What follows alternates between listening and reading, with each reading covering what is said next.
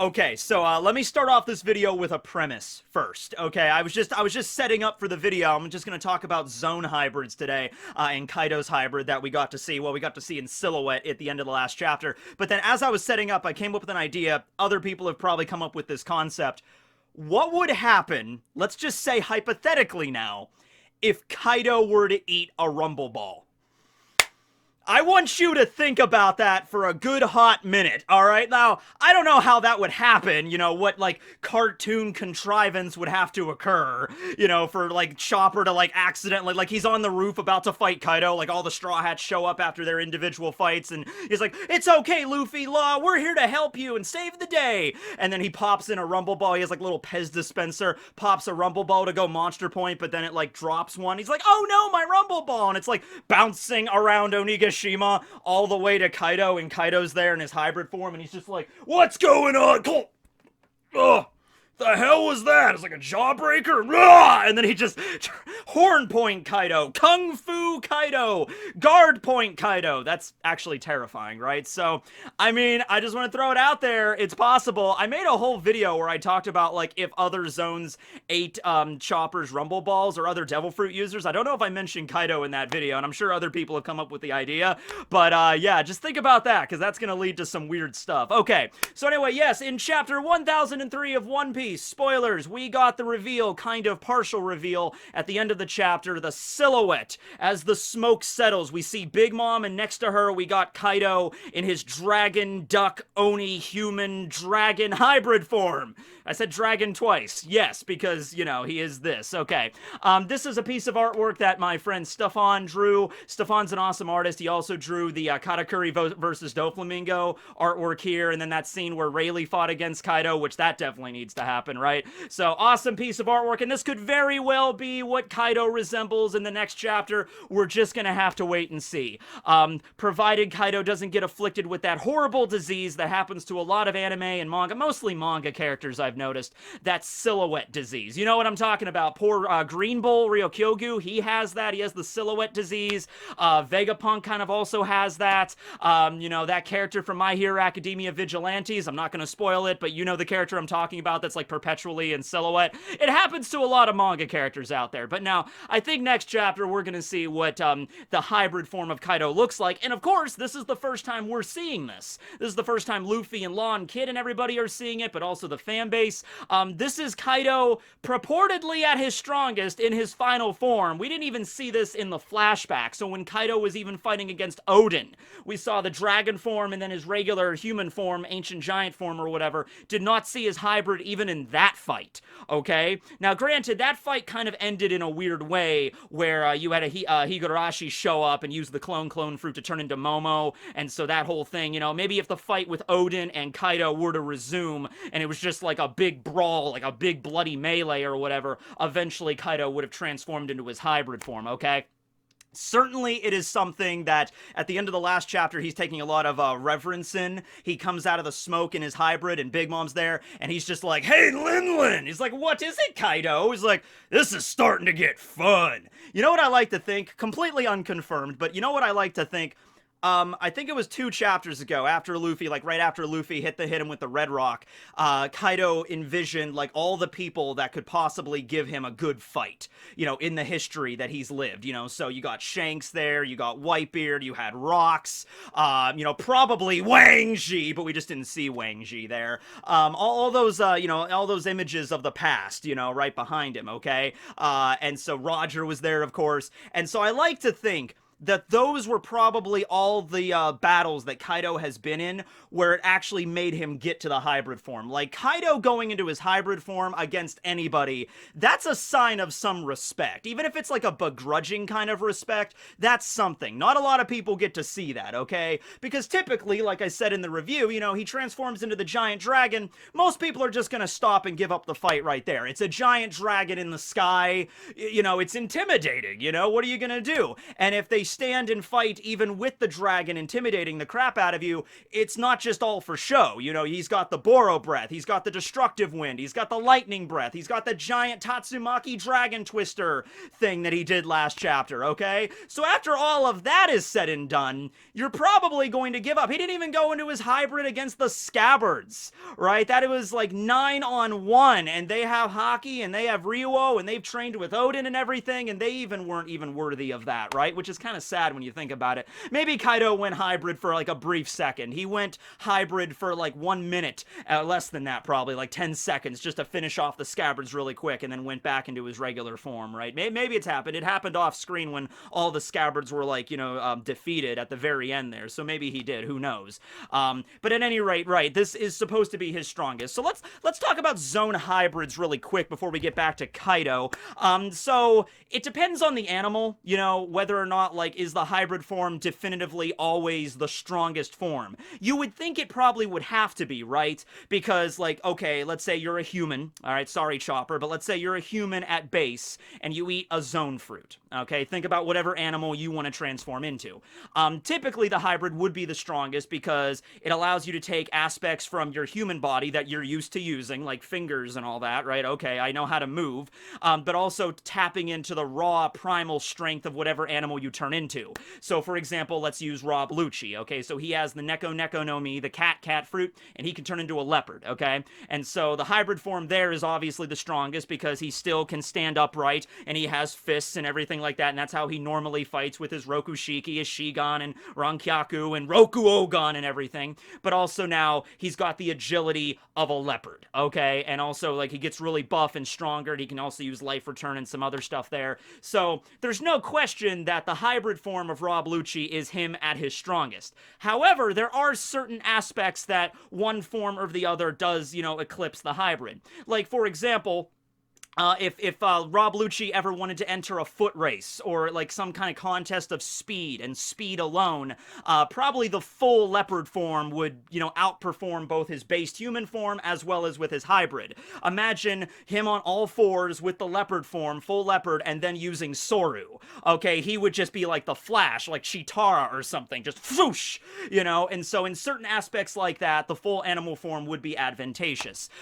You'd figure also a lot of the CP9 members that had zone powers like Kaku and Jabra, you know, they trained their whole lives probably more human than anything until they got their fruits later in the Rokushiki. Like, Kaku got his devil fruit power during the Enies lobby arc, right? He turned into a giraffe, right? But you think that might be a little bit of a detriment because he trained his whole life using, you know, the Rokushiki plus his Yontoryu, his four-sword style. So when he transformed into a full giraffe, not really much he could do with that. He's just a full giraffe. I mean, it's useful as like, well, if I want to eat the tree stars off the top of the trees, that's a Land Before Time reference and everybody got that. You know, if I want to eat the tree stars, that's useful, but, you know, being a full giraffe in the middle of a tower fighting against a swordsman, I'll go half giraffe. So he went half giraffe, and Kaku, you know, he came up with all these clever ways to use the neck to his advantage and combining his Tempest kicks and everything like that. I think he even used his nose as like a Shigan at some point. So, you know, he was clever with that, but still,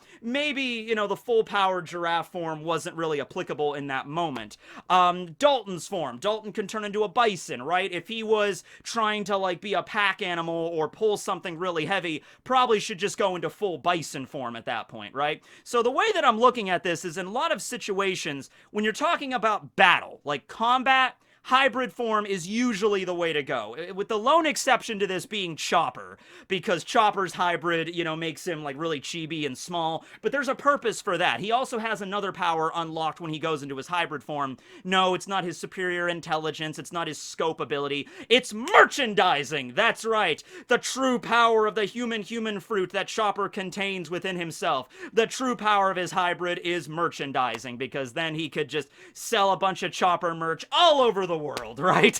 That's the true advantage of that. But other than that exception, I can't really see a lot of other ones. We have Dalmatian, who's a Marine Vice Admiral. We always see Dalmatian in the hybrid Dalmatian fruit, so it would make sense there because he's a dog. So he also has like the jaws and the canine. He's got the claws and everything, and he can fight that way. And he's stronger and faster and all that stuff. The Boa siblings. Okay, so you got Sandersonia and you got Marigold, right? And because they're already really big, when they transform into their snakes, the snakes are also equally big. But if they go into their full snake form, no arms. So that's kind of, I mean, it might be advantageous in certain points if you're trying to squeeze into a place that, you don't need arms or something, like into like a tunnel or something. I guess it might be useful if you want to travel on the ground and stuff. But under normal circumstances, if you're in the middle of pitched combat, having arms and hands and fingers, probably useful. You can pick up weapons and you can throw things and you can, block stuff and you can punch. That's useful to have, right? So there you go. When it comes to mythical zones, because Kaido is a mythical zone, of course, he's the mythical fish. We have like Sengoku and Marco. Sengoku is a little bit of an exception to this because Sengoku did eat the human fruit, and Sengoku himself is a human. He just ate the mythical Daibutsu model, okay? So when Sengoku goes into his zone form, he goes not into his hybrid, but his full zone, which is still human-esque, okay? So it's basically not really changing anything about how he uses his body. He just gets really big, turns into gold, and he can fire off Buddha shockwaves, right? So Sengoku's also kind of an exception to this. Marco typically always goes into his hybrid. We do see him in his full Phoenix form, like he was like grappling with King and Queen in his full Phoenix form. But I think that's more for anything right now. He was like flying up. If maybe he was fighting Queen on the ground, maybe he would only go into his hybrid, right? So that's the situation with hybrids from what I've seen, okay? They are typically, when you're talking about battle, not all the time, but the vast majority of time in One Piece, they are the strongest, okay? And in addition to that, just like how whenever Pell goes into his hybrid form, he's the Falcon, even in his hybrid form, he can still fly. So it would stand to reason that, when Sengoku, if he were to go into his hybrid Buddha form, he would still be able to use his shockwaves and all that kind of stuff. So going into that logic, if Kaido, when he goes into his hybrid, which he did in the last chapter, he would be able to use all the stuff that his regular dragon form would be capable of using, okay? The only real drawback here, which might not even be a drawback, is his size. Because when he goes into his dragon form, he gets really, really big. But a lot of people have actually been criticizing that, like, the dragon form might actually be his weakest form. Now, not to say it's weak in the sense of, like, you can defeat it easy. No, it's still ridiculously strong. But if you're gonna rank Kaido's 3 forms, if he very well just has the 3 forms, full dragon, full ancient giant, human, whatever, and then the hybrid, if you're gonna rank those, it might very well go hybrid as the strongest, and then his human, ancient giant form, and then the dragon. Because the dragon form is intimidating, yes, but it also makes a giant freaking target to hit, and we've seen this plenty of times. I don't think Luffy would have been able to get off a Kong Gatling the way he did unless Kaido was that freaking huge. Every single one of Luffy's attacks, his punches, they connected, okay? Because it's such a big target, it's kind of hard to miss. Same thing with Zoro. He busts out his, black rope dragon twister technique, giant twister, and Kaido was caught right in the center of that. He's gonna get shredded, and he did. All the scabbards were ganging up on him and targeting him from all these different directions. He's a giant dragon, right? Now, he does have techniques to push enemies back. He does have the destructive wind techniques and the Boro breaths and all that stuff, of course. But, when it comes down to, like, Kinemon that can slice through fire and characters that have really good observation hockey, finely tuned observation, they can dodge the wind blades, or Zoro can take out his swords and slice the wind blades themselves. Those kind of attacks really only work against, not completely weak opponents, but, if you get to a certain level with hockey and your swordsmanship, you can kind of avoid / parry, cut through those techniques, okay? It's not impossible from what we've seen, right? Boro Breath at this point is essentially, I'm not going to say it would be a useless technique for Kaido to use in dragon form, but Kinemon can cut it and Zoro can cut it, and that pretty much has happened every single time. Luffy tanked one of the hits, so it can still be useful in an attack. It's not like Zoro's always going to be there to block it. Maybe if Kaido had some sort of, like, rapid fire Boro Breath technique, but we've yet to see that. But at any rate, he should be able to use all that stuff in his hybrid form. As well, I would say Kaido would not be capable of flight while he's in his hybrid. However, we later found out, and Oda kind of talked about this in the SBS, the reason that Kaido is able to fly as a dragon is not because it's like under his own power. Like, he's a dragon that can just fly through the sky whenever.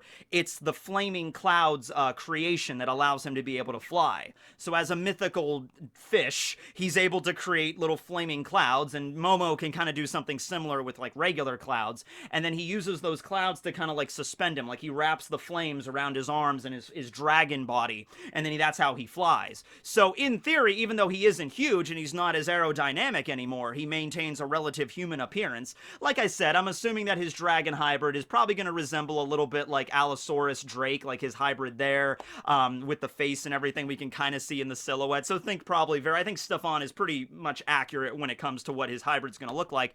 But he could still fly. All right, he could just wrap those flaming clouds around his waist, around his like shoulders, kind of maybe resembling Gear 4th a bit with the ribbon, and then he could just like rocket through the sky. And, you know, on top of that, he can also be really fast, and because he's like lighter in that regard, he's more compact. So yeah, and if you're compressing all that raw dragon energy into like a body like Kaido, right? You know, I joked about it, but I could see that totally happening, where somebody said in the comments like, man, I can't wait to see what a Thunder Bagara is gonna look like in the hybrid form. I was like, yeah, can you imagine? Holy crap, you know, that Thunder Bagara that hit Luffy when he was in his normal form, it was enough to knock him out point blank. And then he uses it later, and even though Luffy dodged it with Future Sight, he still kind of got hit with the shockwave, so there is kind of like a presence of like, even if you dodge the actual kanabo, you're gonna get hit. You're gonna get messed up just from the shockwave and the armament hockey that's like firing off of that damn thing. So now imagine it when he's even stronger, like his brute strength even gets higher,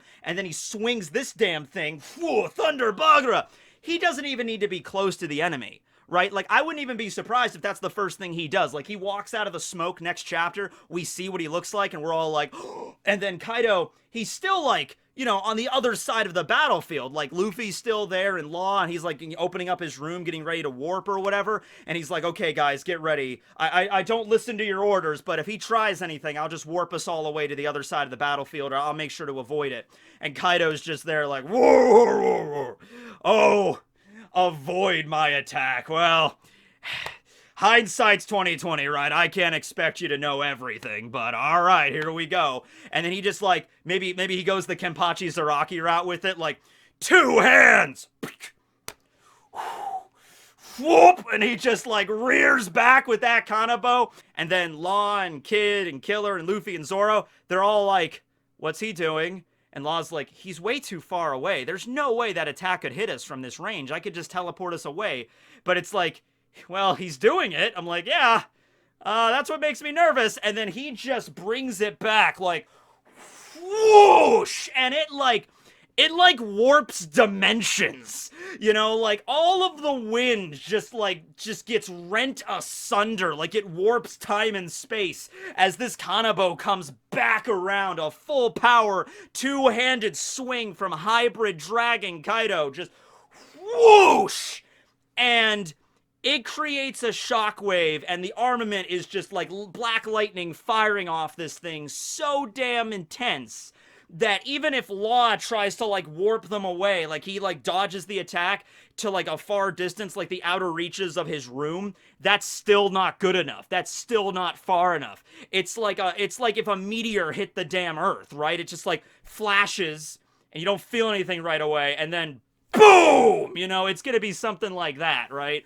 And so they get hit by it, and they don't get as injured as if they were like it doesn't matter who you are. Like, if Kaido might come out and say, like, if that attack hits you point blank, I don't care who you are, I don't care what your title is, I don't care what fancy sword you have, I don't care if you have all 3 types of hockey, I don't care. You could be a man living in a treasure chest out in the middle of the East Blue, or you could be the king of the pirates. I don't care. You get hit with that attack point blank, you're dead, all right? It's just game over, right? And so that would actually be really intimidating. Like, that's like Kaido at his strongest and his ultimate technique, and it's like, you got hit by this thing full power, it's over. You, Roger, Garp, you know, Rayleigh, Sengoku, doesn't matter. You're dead, all right? It could be even Big Mom had to, like, avoid the attack. Big Mom sees it, she's like, mama. Like, Big Mom tries to evade it, maybe even she got hit, right? And she gets hit by the attack too, or something. And she's like, Kaido, why? And just like, well, you know me, I get a little bit crazy when I go into my hybrid form, you know, maybe something like that, right? That's the kind of stuff I want to see anyway. Just more control over his Boro breath and everything. Like Kaido in his dragon form, it kind of gives a warning to it, right? He's this giant dragon, he opens up his mouth, he kind of has to charge it a bit, or like the fire has to like be generated first. It's not like an instantaneous thing, so it gives Zoro a cue to like jump up and slice the flames or whatever. Now Kaido might just be like, pooh, and then just fire the fire at the enemy, and he can like move his head around more. He just has more freedom of movement and everything. He can summon the dragon twisters whenever he wants. Zoro said it best last time, like it's like fighting a natural disaster, and I think that's going to be exemplified now that that natural disaster has been shrunk down into a more compact size, okay? It's possible that his scales, his hide, could even be thicker in this form, so even if, like, a dragon twister was able to harm him in full dragon, maybe it might not be able to cut him as deep when he's in this form. You know, like, Enma might still be able to slice through him, but might not be able to do that much damage, right? Let's see here. So we have Flight, we have all the different breaths, the lightning breath. We only saw the lightning breath once. He used the lightning breath there, but I would like to see using that again, right?